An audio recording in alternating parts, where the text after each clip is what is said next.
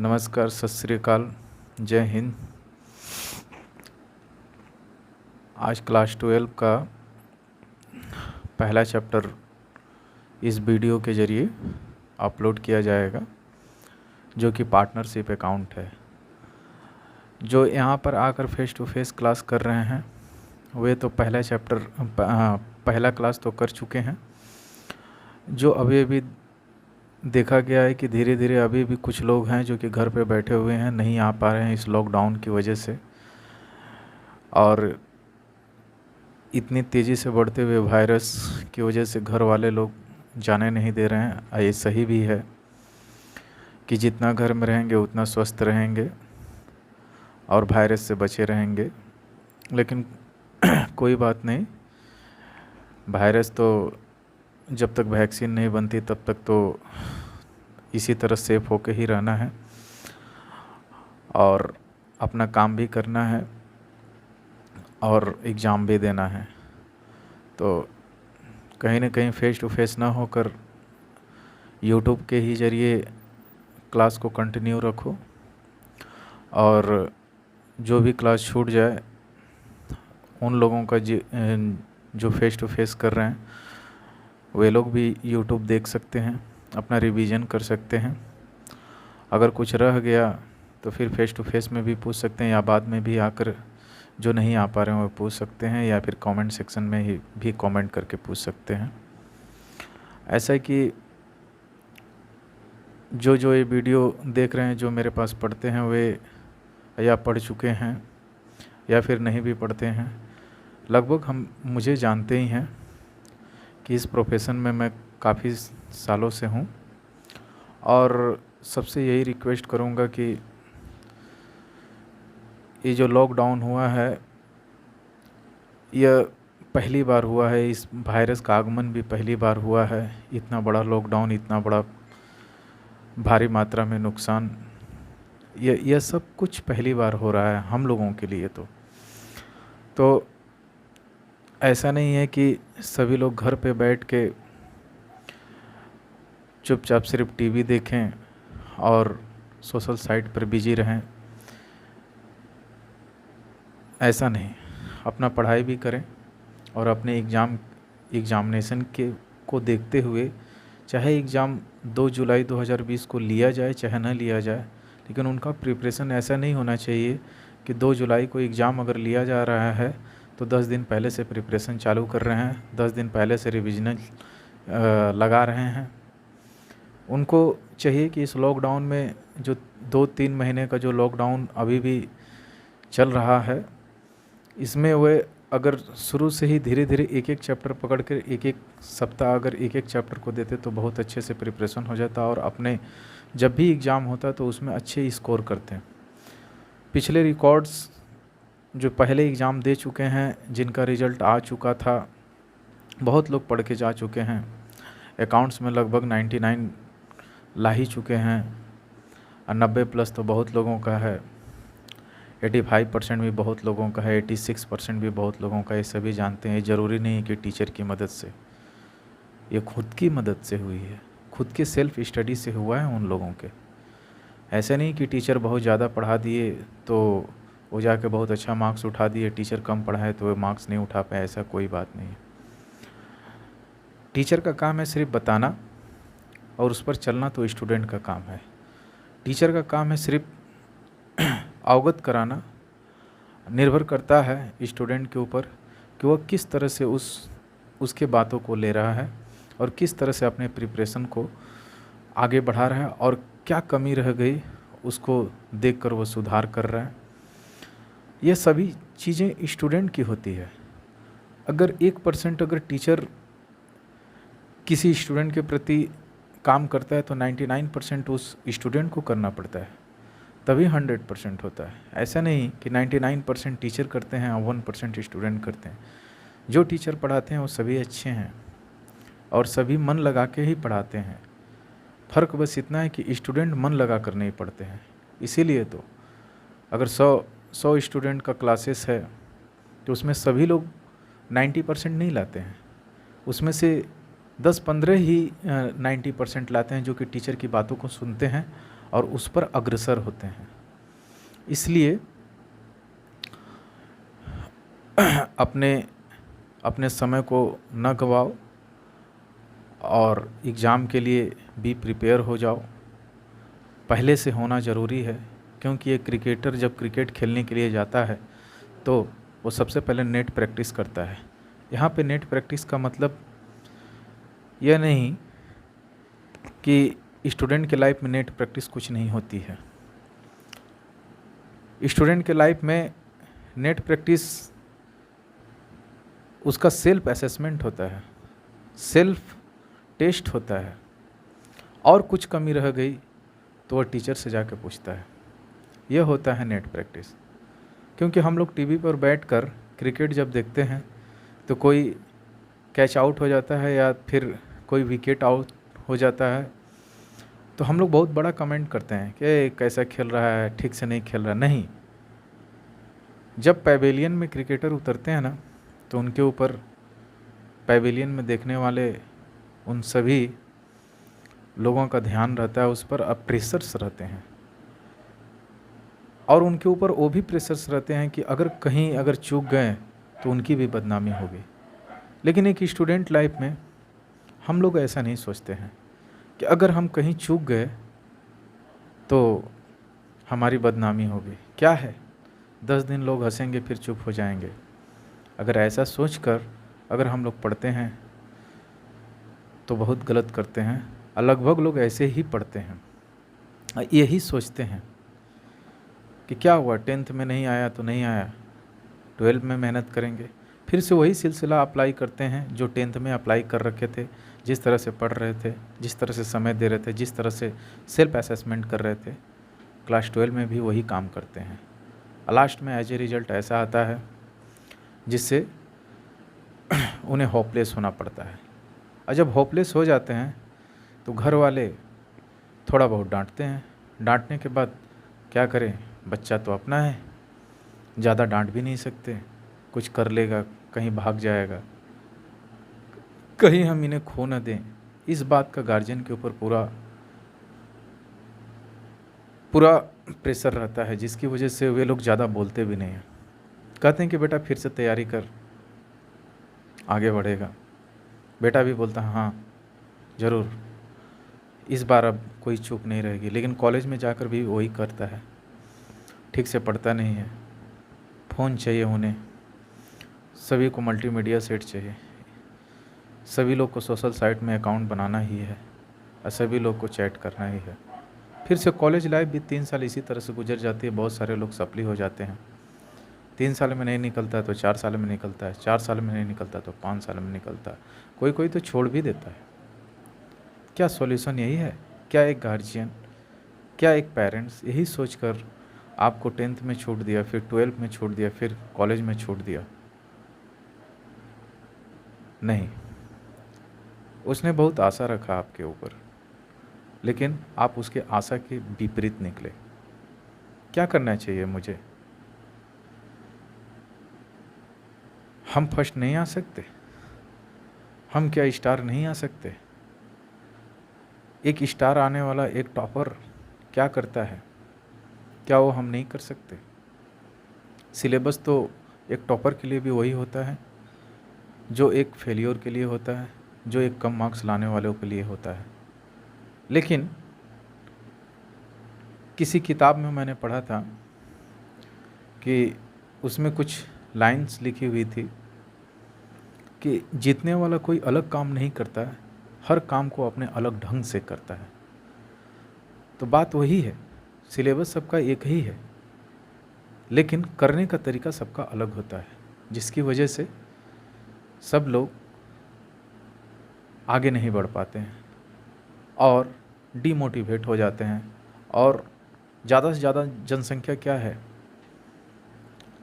जो कि एवरेज होते हैं, वे लोग सिखाते हैं कि हमने बहुत मेहनत किया फिर भी नहीं हुए, उसने कम मेहनत किया उसने हुए। नहीं, जो रात जग के पढ़ा है वो शायद तुम्हें दिखता ना हो, सुबह का सवेरा तो सबको दिखता है।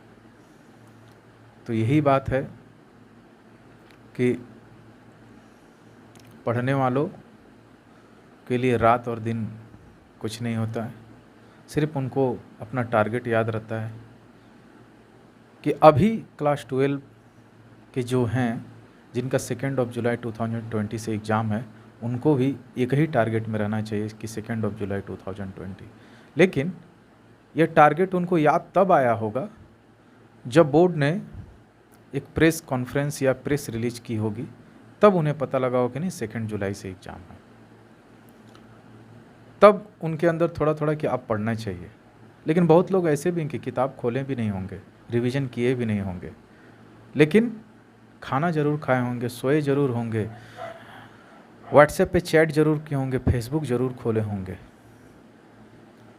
तो मैं उन तक संदेश यह पहुंचाना चाहता हूं कि जीवन भर चैट और सोशल साइट पर ही बीत जाएगा, आगे नहीं बढ़ पाओगे अगर इन सब चीज़ों को त्यागोगे नहीं। टारगेट अचीव करने के लिए हमेशा टारगेट के बारे में सोचना, समझना, सोते हुए भी उस टारगेट के बारे में याद रखना कि कैसे किया जाए, यही होती है असली जंग।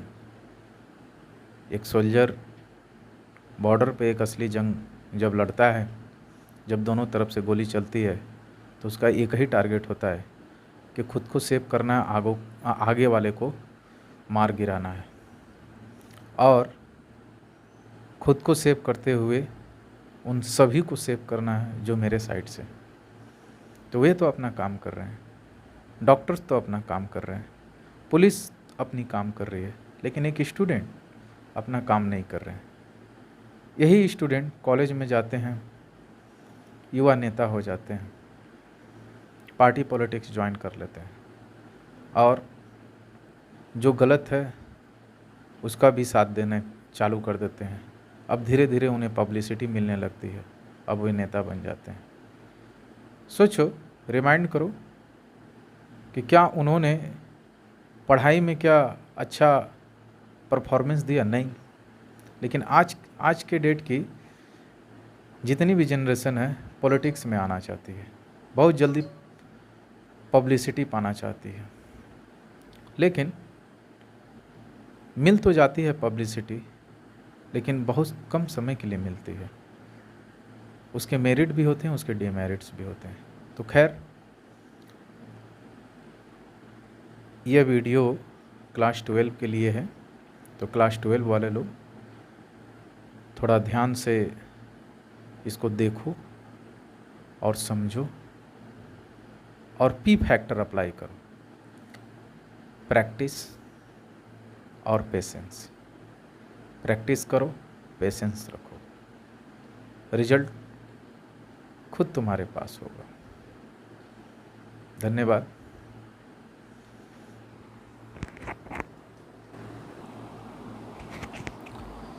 तो आज हम लोग पढ़ने वाले हैं पार्टनरशिप अकाउंट्स। सभी लोग नोटबुक निकाल के पार्टनरशिप अकाउंट लिखो, और मैं पूरी तरह से पार्टनरशिप जो बेसिक होते हैं, जो कंसेप्ट होते हैं, वे मैं आज डिस्कस करूँगा। इसको ध्यान से देखना, अगर ना समझ में आए तो वीडियो को दूसरी बार देखना। आई होप सबको समझ में आ जाएगा। चलते हैं हम लोग, लिखना चालू करो। Partnership account.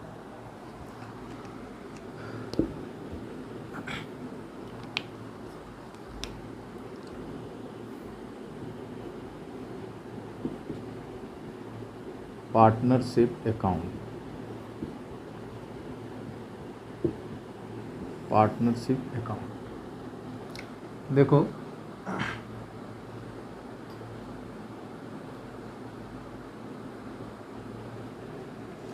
सबसे पहले हम लोगों को जानना पड़ेगा व्हाट इज पार्टनरशिप। तो सबसे पहले पार्टनरशिप क्या होती है वे जान लो। पार्टनरशिप का मतलब होता है it is the relationship between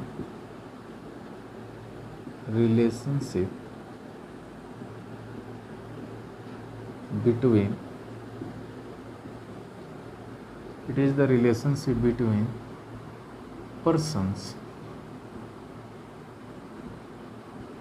who have agreed to share profit of the business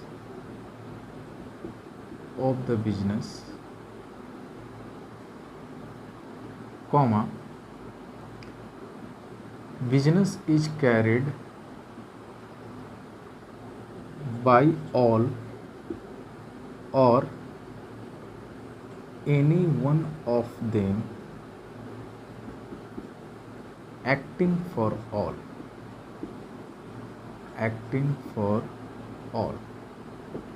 तो भाई ये है पार्टनरशिप की डेफिनेशन, जिसमें साफ साफ लिखा गया है कि यह रिलेशन होता है किसके बीच होता है, पर्सन्स लोग के बीच। अब ये पर्सन कौन होते हैं?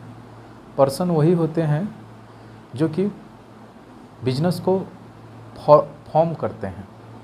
जैसे कि हम लोग पार्टनरशिप पढ़ रहे हैं, तो पार्टनरशिप में सबसे पहली बात कि वर्ड पार्टनरशिप है। पार्टनरशिप का मतलब कोई एक बिजनेसमैन नहीं है, किसी एक का सहयोग नहीं है, इसमें कई लोगों का सहयोग है। तो पार्टनरशिप कही जाती है कम से कम 2 persons, minimum 2 person, maximum 20 person. In case of banking maximum 10 person. तो यहाँ पर बोला गया है कि it is the relationship between person who have agreed बोले तो यहाँ पर एग्रीड का मतलब आपस में सहमत हो रहे हैं, सहमत हो रहे हैं और एक एग्रीमेंट तैयार कर रहे हैं। एग्रीमेंट के बाद एक कॉन्ट्रैक्ट बनते हैं। तो एक एग्रीमेंट तैयार हो रहे हैं, उस एग्रीमेंट और कॉन्ट्रैक्ट में यह बातें लिखी जा रही है कि जो भी बिजनेस हम लोग बनाएंगे, जो भी बिजनेस हम लोग तैयार करेंगे, उस बिजनेस में वह बिजनेस या तो सभी के जरिए चलाया जाना चाहिए, सभी के जरिए चलाया जाना चाहिए, या फिर यहाँ पे लिखा है इज कैरिड बाय ऑल, और या फिर any one of them acting for all. Any one of them acting for all कहने का मतलब या फिर कोई एक बिजनेस को चला रहा है सभी के लिए, मतलब यही है। थोड़ी हिंदी थोड़ी गलत हो सकती है, इसको संभाल लेना। जो मैं वॉइस जिस तरह से मैं बोल रहा हूँ उस तरह से समझ लेना। पार्टनरशिप किसके बीच रिलेशन है भाई? यह बहुत सारे लोगों के बीच एक ऐसा समझौता है जिसमें साफ बताया जाता है कि कोई जो बिजनेस की स्थापना हम लोग कर रहे हैं, उस बिजनेस को या तो सभी लोग मिलकर चलाएं या तो कोई एक चलाए सभी के लिए।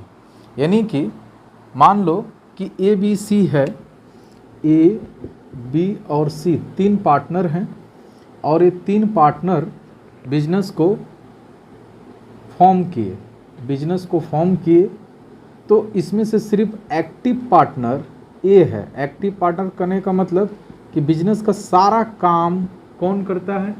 सारा काम A करता है और B और C नहीं करते हैं। इसका यह मतलब हुआ कि A के जरिए बिजनेस चलाया जा रहा है, लेकिन इसमें शामिल B भी हैं और C भी हैं। सिर्फ काम के समय शामिल नहीं है, लेकिन प्रॉफिट लेते समय ये लोग शामिल हैं, कैपिटल लाते समय ये लोग शामिल हैं और अन्य चीज़ों के लिए ये लोग शामिल हैं। यह डेफिनेशन यही कहता है। आई होप यहाँ तक सबको समझ में आया होगा। आगे हम लोग चलते हैं। इधर पे शायद दिख रहा होगा, इधर पे दिख रहा होगा। तो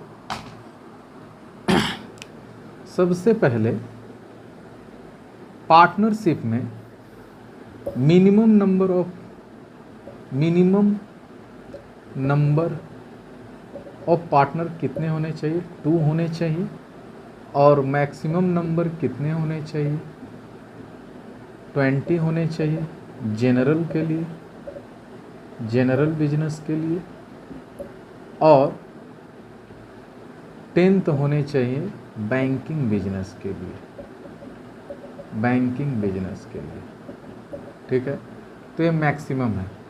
अच्छा ये बताओ कि मैक्सिमम 10 लिखा है, 9 हो सकते हैं कि नहीं? हाँ हो सकते हैं, क्योंकि मैक्सिमम 10 लिखा है।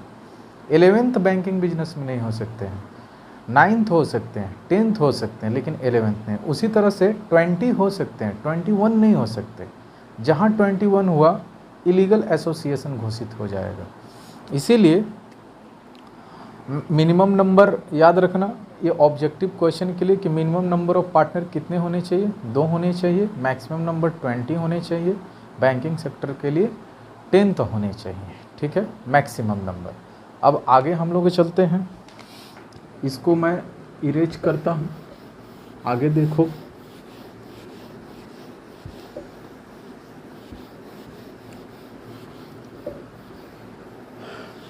आगे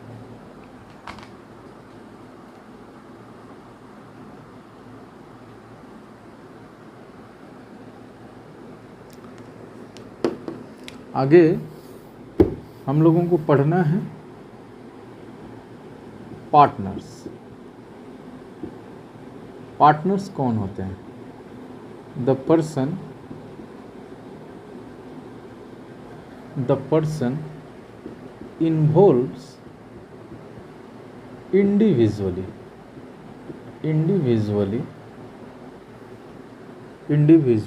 is known as the person involved individually in partnership business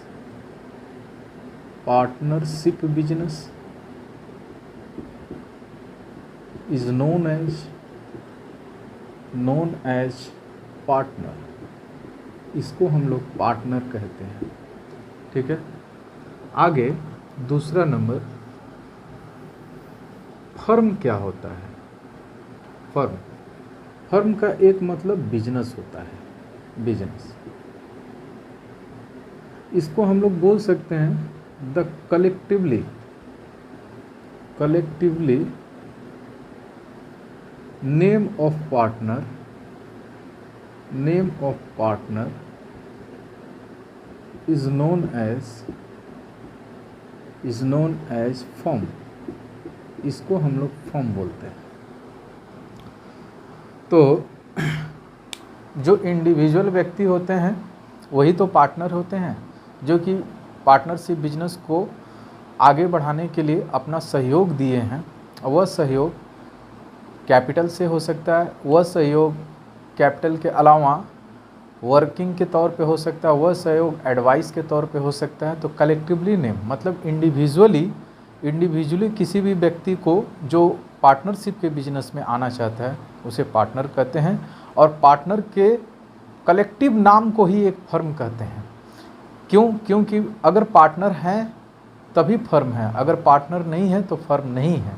अगर किसी एक भी पार्टनर का रिटायरमेंट हो जाए या डेथ हो जाए, अगर एग्रीमेंट में कुछ ऐसा ना लिखा हो जिससे यह पता चले कि पार्टनर के मरने के बाद या पार्टनर के रिटायरमेंट होने के बाद भी फर्म कंटिन्यू रहेगी, तो फर्म डिसॉल्व हो जाती है, मतलब फर्म बंद हो जाती है, मतलब बिजनेस क्लोज हो जाता है। इसीलिए पार्टनर हैं तो बिजनेस है, पार्टनर नहीं है तो बिजनेस नहीं है।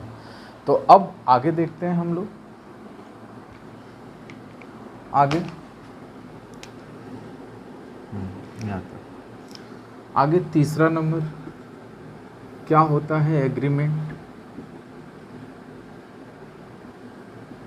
एग्रीमेंट दो तरह की होती है, एक रिटन एग्रीमेंट होती है और एक वर्बल एग्रीमेंट होती है। एग्रीमेंट जो रिटन एग्रीमेंट होती है उसे बोलते हैं पार्टनरशिप डीड।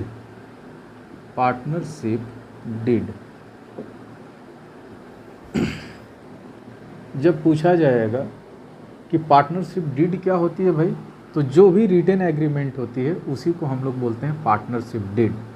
अब पार्टनरशिप डीड में एक्चुअली होता क्या है, इस डीड में all essential elements present in the form of written way कि कौन कितना रुपया का कैपिटल ले आएगा, कौन क्या काम करेगा, और प्रॉफिट का डिस्ट्रीब्यूशन किस तरह से किया जाएगा, यह सभी बातें लिखित होती है डीड में। तो deed is important for partnership business. कहा जाता है कि written agreement is more powerful than oral agreement, तो इसीलिए डीड तैयार की जाती है। तो आगे हम लोग बढ़ते हैं। तो यह हो गया हम लोग का छोटा मोटा थ्योरी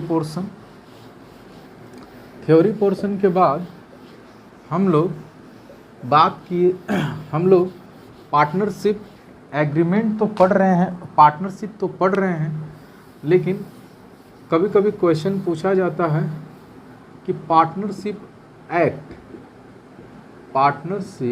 एक्ट कब बनी थी, तो याद रखना 1932। यह भी शॉर्ट क्वेश्चन के लिए इम्पोर्टेंट होता है। पार्टनरशिप एक्ट इनमरेटेड इन 1932। अब हम लोगों को पूरी तरह से लॉ नहीं पढ़ना है, हम लोगों को अकाउंटिंग करनी है। अकाउंटिंग बोले तो हिसाब किताब करना है कि एक पार्टनरशिप बिजनेस का हिसाब किताब कैसे किया जाता है और क्या क्या उसमें प्रिपरेशन किया जाता है, कैसे बनाया जाता है, कौन सी टेक्निक का इस्तेमाल किया जाता है और कौन से ऐसे आइटम्स को उसमें लिख कर हम लोग डिस्ट्रीब्यूटेबल प्रॉफिट या डिविजिबल प्रॉफिट हम लोग कंप्यूट करते हैं। तो यह सब सारा चीज़ कुल मिला जुला कर अगर ठेठ भाषा में सुनो तो मुझे हिसाब किताब करने वाला काम यहाँ पर सीखना है। तो हिसाब किताब करने वाले काम में सबसे पहले हम लोगों को इसमें अकाउंटिंग क्या करनी है वह देखो। लिखोगे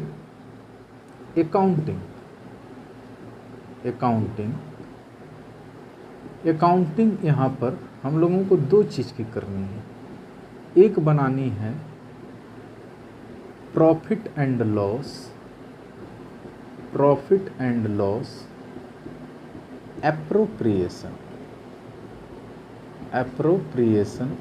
अकाउंट, और दूसरी चीज़ हम लोगों को बनानी है partners capital account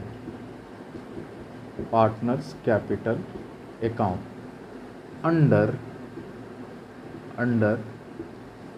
fixed capital method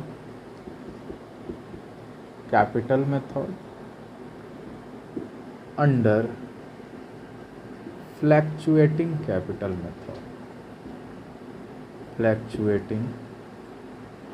capital method. तो हमें अकाउंटिंग ये करनी है, मतलब हिसाब किताब मुझे इन्हीं सब चीज़ का करना है। इसके अलावा मेरे लिए थ्योरेटिकल जो भी मैं पहले बताया वो MCQ बेस्ड क्वेश्चन उसके ऊपर आते हैं कि पार्टनरशिप एक्ट कब आया था, तो 1932। मैक्सिमम नंबर ऑफ पार्टनर कितने होने चाहिए, 20 होने चाहिए, बैंकिंग के लिए 10th होने चाहिए तो यह सब सारी चीज़ें, पार्टनरशिप डीड क्या होती है, ओरल एग्रीमेंट होती है, वर्बल होती है या फिर रिटन होती है, ये सब सारी चीज़ें MCQ में आती है। ठीक है, तो आगे भी हम लोग मतलब कि डिस्कशन करेंगे। यह पूरी तरह से डिस्कशन नहीं है कि मैंने पार्टनरशिप की पूरी थ्योरी मैंने बता दी, पार्टनरशिप की पूरी थ्योरी मैंने नहीं बताया, मैं तुम्हें हिसाब किताब करना मैं बता रहा हूँ। पार्टनरशिप थ्योरी और भी है, जैसे कि क्या रिटन एग्रीमेंट ही वैलिड होता है, वर्बल एग्रीमेंट वैलिड नहीं होता है? वैलिड होता है वर्बल एग्रीमेंट, लेकिन उसके क्या मेरिट हैं और क्या डीमेरिट हैं, और रिटन की क्या मेरिट हैं यह हम लोग बाद में डिस्कशन करेंगे कि इससे क्या नुकसान होता है, रिटेन एग्रीमेंट बना लेने से क्या फ़ायदा होता है, वर्बल एग्रीमेंट रखने से क्या नुकसान होता है। ये सारी चीज़ें हम लोग धीरे धीरे आगे क्लास में कंटिन्यू करते रहेंगे। अभी सबसे पहले हमें यह सीखना है कि हमें अकाउंटिंग कैसे करनी है। तो अकाउंटिंग सबसे पहले profit and loss appropriation account तैयार किया जाता है। अब बात आती है कि प्रॉफिट एंड लॉस एप्रोप्रिएशन क्यों तैयार किया जाता है और किस लिए तैयार किया जाता है। तो सबसे पहले हेडिंग बनाओगे profit and loss appropriation account, profit and loss appropriation account. तो यहाँ तक दिख रहा होगा, तो लिखोगे profit and loss appropriation account. इसमें लिखोगे this account is prepared, this account is prepared to find out divisible profit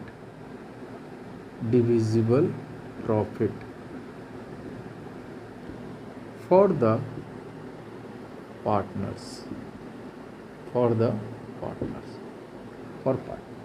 divisible profit loss भी हो सकते हैं। डिविजिबल प्रॉफिट मतलब कि जो प्रॉफिट बांटी जाएगी,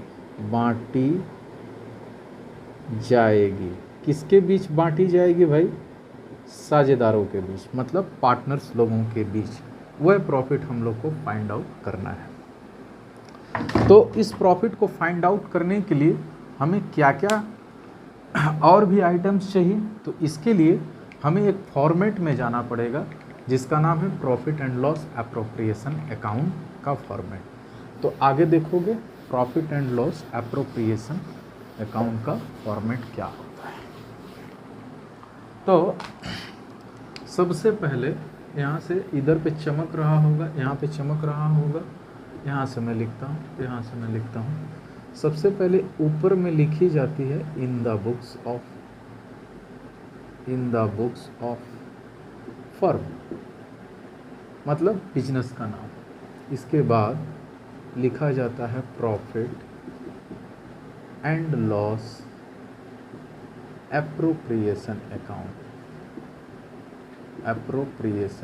अकाउंट, और इसके बाद लिखा जाता है फॉर द ईयर एंडेड, जो भी ईयर एंडेड हो बिजनेस का। और तुम्हारा फॉर्मेट ऐसे होता है टी फॉर्मेट, और एक लाइन इधर से और एक लाइन इधर, एक लाइन इधर, जैसा कि तुम लोग पहले क्लास 11th में तुम लोग पढ़ चुके होगे। फाइनल अकाउंट का फॉर्मेट कुछ इसी तरह से था।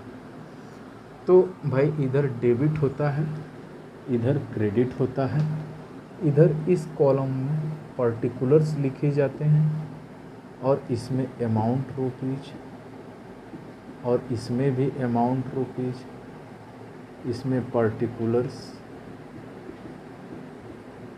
Amount rupees. ठीक है। सबसे पहले मैं बाई साइड से शुरुआत करता हूँ। तुम लोगों को अब बताने की ज़रूरत नहीं कौन से साइड बाई है। तो इधर बाई है, तो by net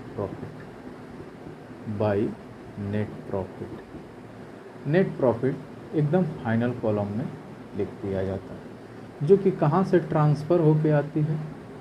transferred from PL account.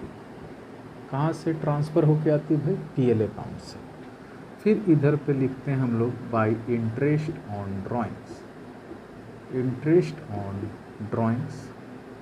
अब हम यहाँ पर कुछ एजम्पशन लेंगे। मान लिया जाए कि इस क्वेश्चन में 3 पार्टनर हैं ए, बी और सी। तो यहाँ पर मैं लिख दिया ए, बी और सी। ए का कैलकुलेशन करके यहाँ पर, बी का कैलकुलेशन करके इस कॉलम में, सी का कैलकुलेशन करके इधर पे, और फाइनल इंटरेस्ट ऑन ड्राइंग्स का इधर पे 2 आइटम लगभग आते हैं। कभी कभी एक्सेप्शनल में एक और आइटम आ सकता है, वह क्वेश्चन के ऊपर डिपेंड करता है कि क्वेश्चन क्या बोलना चाहिए। अब बात करते हैं हम लोग 2 साइड में। टू साइड में इंटरेस्ट ऑन कैपिटल आती है, इंटरेस्ट ऑन कैपिटल आती है, जिसमें ए, बी और सी। ए का कैलकुलेशन करके फर्स्ट कॉलम, बी का कैलकुलेशन करके फर्स्ट कॉलम, सी का भी कैलकुलेशन करके फर्स्ट कॉलम, और करने के बाद फाइनल कॉलम में हम लोग ऐड करके पहुंचा देते हैं।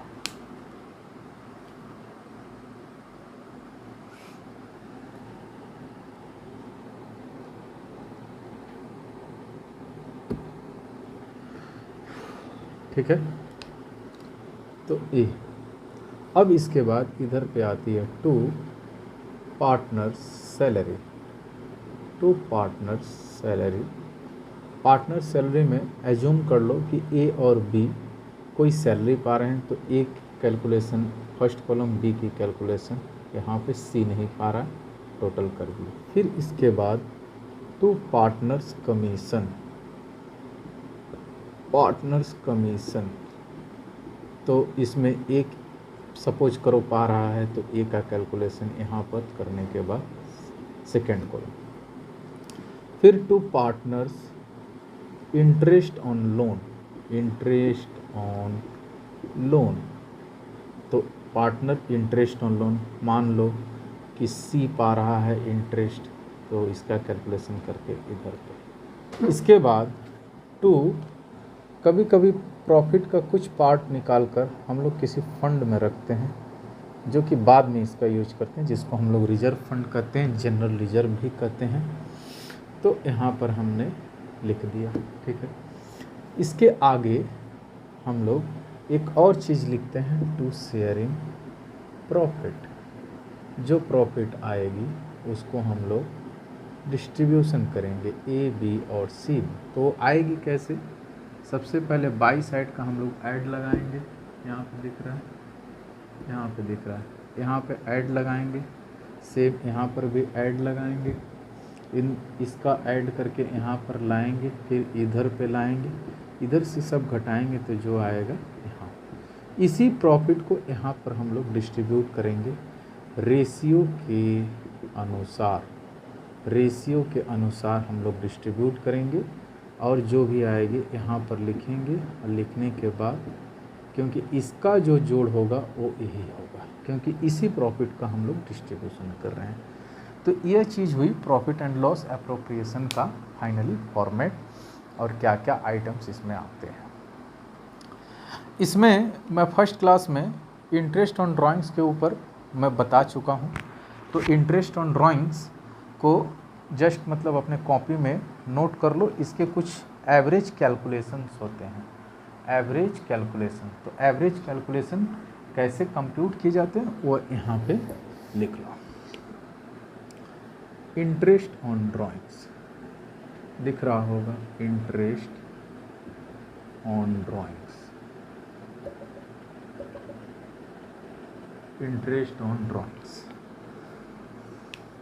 तो यहाँ पे लिख लो interest on such interest, such interest is calculated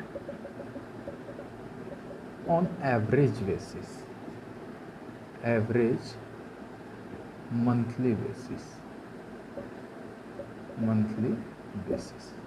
तो एवरेज मंथली बेसिस पर कंप्यूट जब किए जाते हैं तो क्या है, जैसे क्वेश्चन में लिख सकता है, if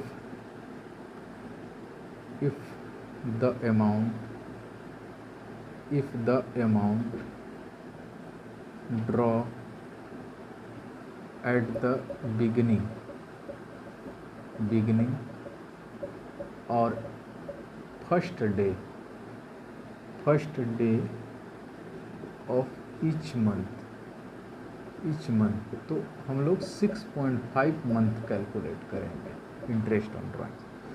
दूसरा number, if the amount draw at the end या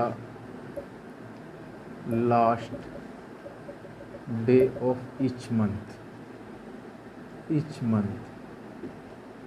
तो 5.5 मंथ कैलकुलेट किए जाएंगे। शायद दिख रहा होगा। तीसरा number, if the amount draw at the end of each quarter तो 4.5 मंथ कैलकुलेट की जाएगी। Fourth number, if the amount draw at the beginning of each quarter तब 7.5 मंथ कैलकुलेट की जाएगी। Fifth number, if the amount draw at the middle of each month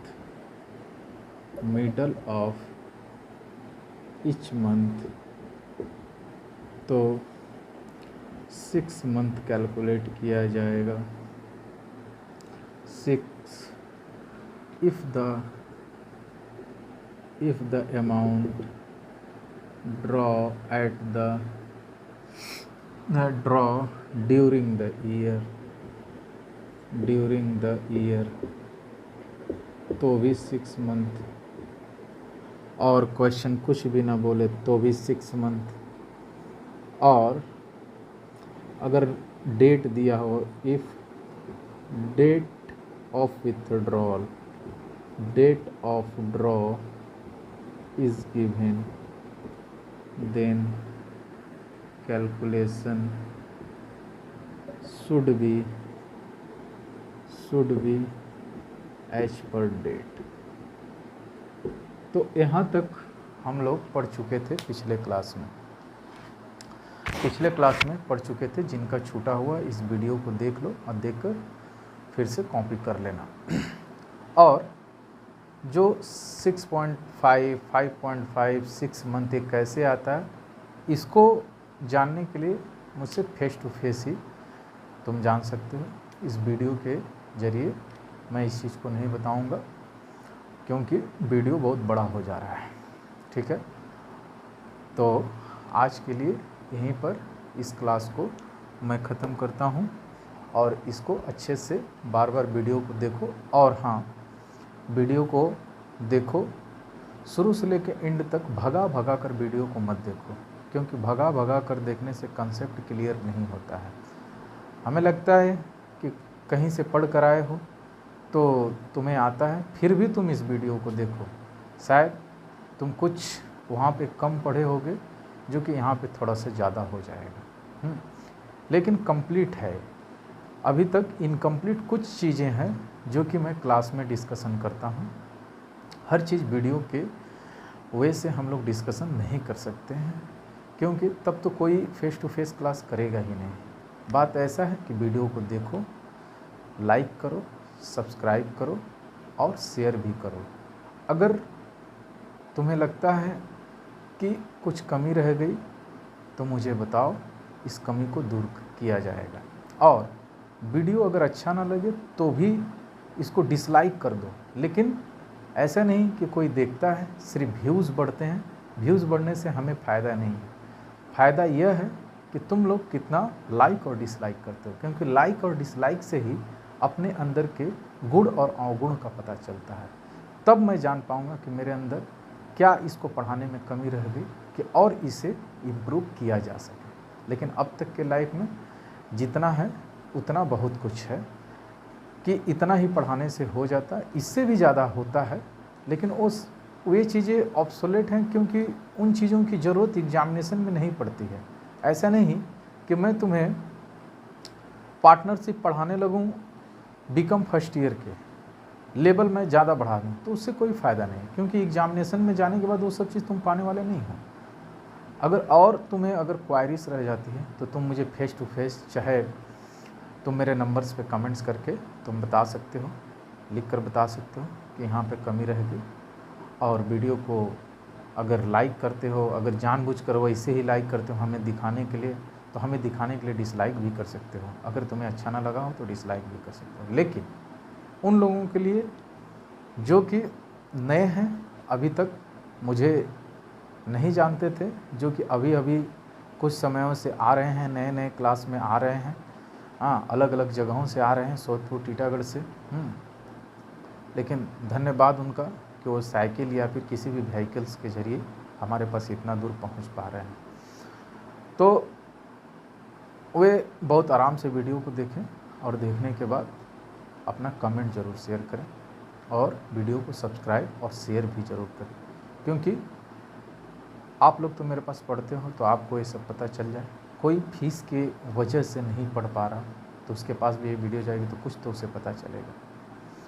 और class 12 वाले लोग जिनका एग्ज़ाम अभी ड्यू पड़ा है, उनके लिए भी कि देखो भाई, अगर तुम चाहते तो इस 2 महीना 3 महीना में बहुत अच्छे अपने अकाउंट्स और इकोनॉमिक्स और कॉस्ट एंड टैक्स को कर सकते थे, लेकिन नहीं कर पाए, वो बात की बात है। अगर अब जगह हो तो अब से ही करना चालू करो, क्योंकि जब जगह तभी सवेरा। धन्यवाद।